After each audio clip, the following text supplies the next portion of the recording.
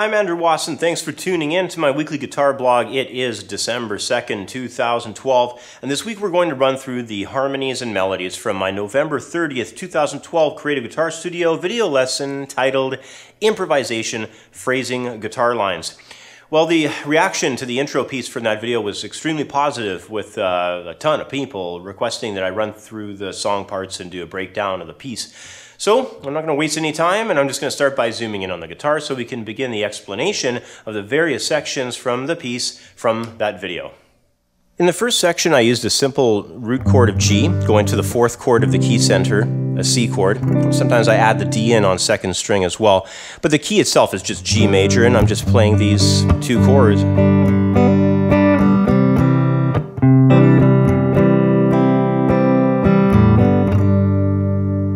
Fairly straightforward. The melody line is comprised of all double stops, so it creates a really interesting, full and punchy sound. Most of them are fourth intervals. We're going to start on the fourth and fifth frets of the third and second strings, and we just go down the neck into the open G and B, which is basically a major third at the end there. Then we come up off of open fourth and third, the D and G strings, and we play a whole bunch of fourth intervals. And by the way, I am using hybrid picking. I have a lot of videos discussing hybrid. It's just basically using the pick itself on the lower string and the middle finger of the strum hand to pluck at the upper string above. So that's the technique, and that's the melody line. It basically repeats in the third measure, but it travels to 9th fret and has a different ending at that point. So we have a 10th and 9th frets, and we go up and add a 12th fret power chord sound. We drop down into a minor third, have a fourth interval sound, drop down the neck minor third again at fifth position, so we create A minor, G major, and then open up those two strings. So it goes like this. Really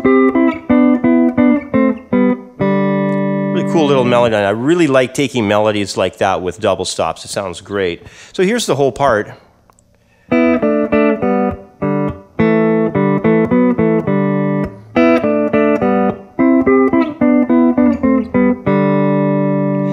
Now in the second line of that first section, it's quite similar. In fact, it's almost identical to the first, aside from the final measure, which leads us to the second section of the song. So it's when we come out of that thirds run, we go over to this F sharp and A. Really, this is what I want you to focus on. It's the fourth fret of fourth string, F sharp, and the second fret of third string, the A. Because that's a piece of a D major, and that's what we're going to be heading into. We have a D add 4, actually. It is a major chord, but it's got the fourth added. A G open string gets added into that sound. And let's talk about the next section, what's happening with the chord changes first. We have a fourth chord and a fifth chord that we're dealing with. The D is the fifth of the key. The C is the other chord we move into, and that's the fourth chord of the key.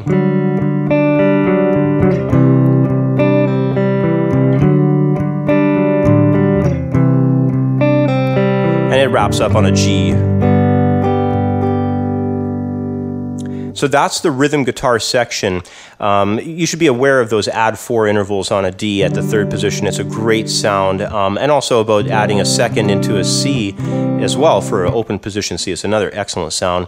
It creates a nice warm idea for that second section, I think. And when you come along to the melody line, what I decided here is I focused on a lot of arpeggios around these chords mixed with pentatonic scale. So what happens is we start around the D chord there. And we have a major 6 that we jump into. And the flat 7 is what we end on, but also the flat 7, which is a C note of that D chord. It's also the root of the upcoming chord as well, so we're doing a little bit of chord tone targeting there. And at that point, when we get into the C chord, we're going to do some pentatonic there. Come up the neck a little bit into around 7th position, and then we're going to head to the second string. We get those pentatonic tones that cover the D chord sound at that point. And then when the C returns, we're going to do a nice bend idea.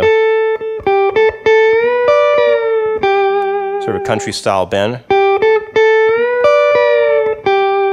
And really let those notes bleed out over top of one another. It creates a great sound that way. Okay. Now, there's one last thing that happens there in the final measure of our second section. We move across some nice sixth intervals. We're going to head into the next section with that. So if you're not familiar with moving along the neck in sixths, I do have some other videos that talk about that method. It's a really cool sound. You hear it a lot in the country artists, and even Mark Knopfler and several other players will do this. It's a great sound. I'm just going across here into the 9th fret of 4th string and taking the 8th fret of the 2nd string. And then I have some vertical shapes that go 7 and 7, 5 and 5, and then back. And in the next part of the piece, which is actually the solo section, I wrap up on those 2 5th fret notes. So basically when that happens, when we get to that E minor, oh, by the way, that is E minor that we're going to be on. I want to talk about those chord changes a little bit first because it's a really nice, easy jam here. The harmony is a relative minor tonality of the song's first 2 sections. Now, if you're not familiar with major and minor, relative major and minor sounds, it's a very simple process. Basically, every major key has what's called a relative minor built from the 6th degree of the original major scale. So for our case here, our song is in G major. So if we counted 1, 2, 3, 4, 5, 6, it's an E note. And that happens to mean that E minor is our relative minor to the key of G major. So let's run through the chord changes of this next part, which happens to be the solo section.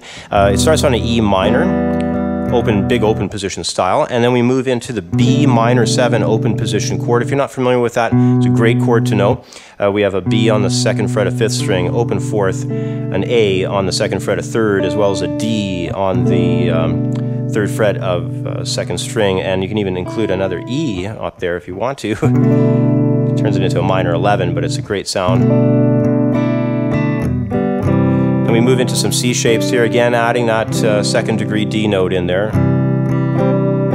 And then we have a really interesting thing happen at the end. We move through an A minor open position chord, then we play A minor 7 at 5th fret, to G major 7 at 3rd fret, and then a single tone of F sharp to round out that measure. And that's all on quarter notes. It just goes 1, 2, 3, 4, and then back to the next line. So let me play that whole first line for you.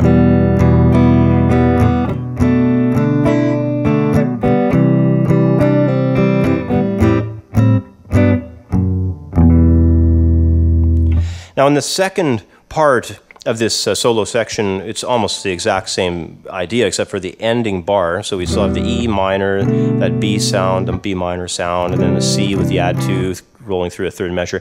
And then we just end up on a D suspended 2nd with A in the bass. So it's an inversion of our D suspended 2nd chord. The suspended 2nd note is the high E string being open of that D chord. And of course the note in the bass that's given, the slash chord A in the bass, is the 5th string open. When it comes to soloing in that part, it's all E minor. You don't have to worry about anything except just playing your favorite pentatonics, maybe a little bit of arpeggio. And then, of course, you know, we need kind of scale lines you want to do. So it should be a lot of fun. You can just go to town in E minor and riff out in that solo part. But let's move on to the final section of the song. It returns back once again to what I guess we could call the piece's verse section. So it's really just that first section coming up, a carbon copy of it for the most part. Now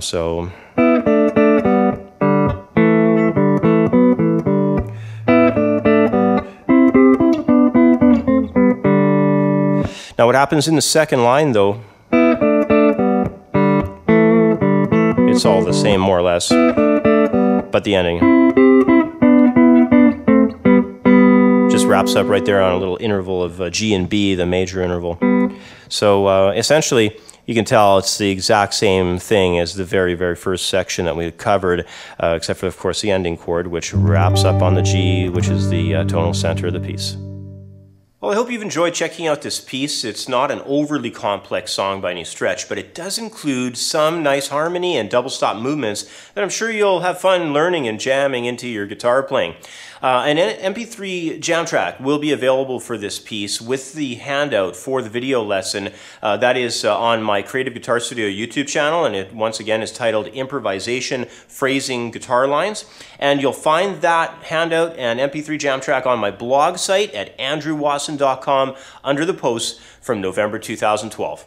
Anyway, once again, that's about all the time I have for today. As always, thanks for watching. Have yourself a great week, and I'll catch up with you next time. Bye for now.